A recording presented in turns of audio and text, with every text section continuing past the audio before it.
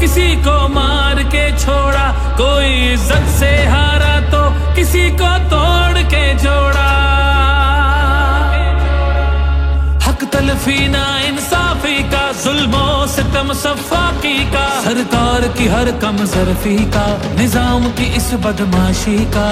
Vote हिसाब करेगा सब, वोट ही बदला लेगा अब। जुल्म का बदला वोट से, सितम का बदला वोट से।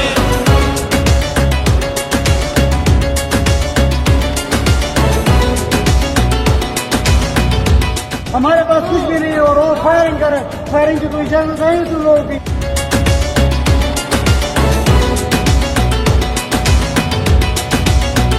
कहीं सोचों पे पहरे हैं, कहीं अंधेरे गहरे हैं, कहीं दहशत के साए हैं, कहीं सफाक चेहरे हैं।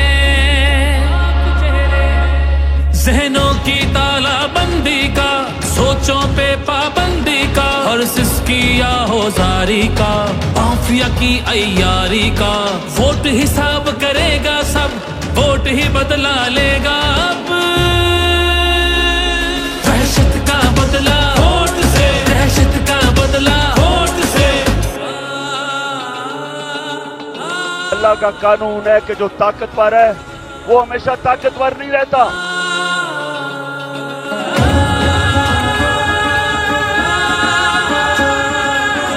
बिस्मिल्लाहिर्रहमानिर्रहीम।